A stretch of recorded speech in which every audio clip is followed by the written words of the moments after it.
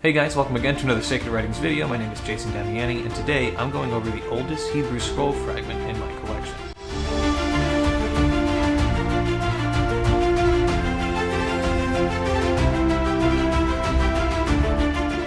So the fragment that I have in my collection is not a leaf, since there is no text on the back side of it. This particular manuscript has text only on the front side and nothing on the reverse side or the back side of it. So that is why this would just be from a scroll and not a leaf, because there of course is no text on the back. Nevertheless, this particular scroll dates all the way back to around 1260 AD. Don't know the exact year and month that it was produced, but we can approximate based off of the style of writing and things of that nature that this is from around 1260 or the 13th century.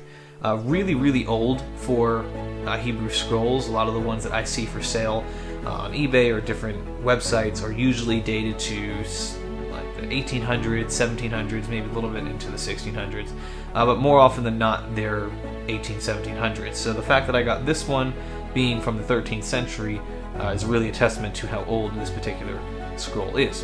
Now of course, Hebrew's been around for a very long time, thousands of years, and so this is nowhere near as old as other writings, especially the Bible that we have in other museums, such as the Dead Sea Scrolls. But the passage that is found on this particular manuscript comes from Exodus chapter 24. Exodus 24 is an amazing passage of scripture, one of course I'd highly encourage you to check out. This chapter goes over God's covenant that he confirmed with Moses. The end of the chapter says, "Now the appearance of the glory of the Lord was like a devouring fire on the top of the mountain in the sight of all the people of Israel. Moses entered the cloud and went up on the mountain, and Moses was on the mountain 40 days and 40 nights. And as always, I highly encourage you to check that out to get the full context to see what's going on there. Now, as far as history about this particular manuscript, or some background for you, this manuscript here is based on the Aleppo Codex. The Aleppo Codex is the earliest known Hebrew manuscript comprising the full text of the Hebrew Bible. As a reminder, a codex is an ancient manuscript text in book form. The Codex was written in Tiberias in the early 10th century by Aaron ben Moses ben Asher. It was stolen and brought to Egypt at the end of the 11th century and deposited with the Jewish community of Aleppo in Syria at the end of the 14th century. The rabbis and elders of the community kept the Codex safe for over 600 years. However, riots against Jews and Jewish people in Aleppo in 1947 caused the ancient synagogue to be set on fire, and the Codex, which was kept in the synagogue's Cave of Elijah, suffered damage, so that no more than 295 of its original 487 leaves survived. What's interesting about the Aleppo Codex is that it was the oldest known Hebrew Bible manuscript until the Dead Sea Scrolls were discovered in 1946. So there's a lot more history behind the Aleppo Codex, a lot more details that you can do a lot more research on, but since this particular manuscript is not the Aleppo Codex, simply based on it, I won't go into much more detail than that. But that does help provide some background as far as what type of Hebrew would have been written on this particular scroll. Now, I have no way of knowing who exactly would have written this, what rabbi would have penned this particular scroll fragment. I do, however, know that it would have very likely been a rabbi in a synagogue. Now, that does pose the question of, well, do we know what synagogue that was produced in? I actually do know a little bit more about that. I can say that this particular scroll was written in northern Syria in the Aleppo synagogue. The synagogue is one of the oldest ones used in the eastern Mediterranean region.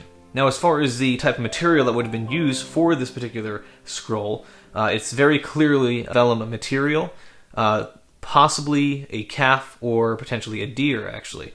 Since these were produced by Jews, they would have had to adhere to the kosher laws, meaning that they couldn't have used something like a pigskin. So it would have very likely been calf or deer.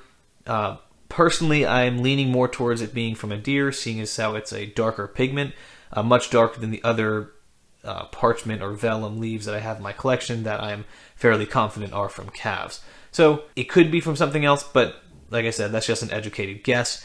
So it's a very nice manuscript, very interesting item that I have in my collection. I've really enjoyed having it for the past few years.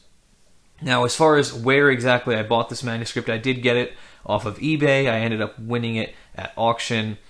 It was very late at night. I remember kind of going back and forth. Do I want to get this particular item? Should I bid on it? Ultimately, I, of course, decided to bid on it, seeing as how I have it here in my collection. And I actually got it for a lot cheaper than I thought I would have. I ended up paying around $105 for this manuscript, which in my opinion is a very good price for that fragment and for its age. I have other Hebrew scrolls where I've paid about that and they're only a couple hundred years old, so I was very, very pleased and thankful to have gotten it for that price. That's all I really have on this manuscript. Of course, I may find out more information about it in the future, but that's what I have so far. I appreciate you guys tuning in and sticking it out to the end.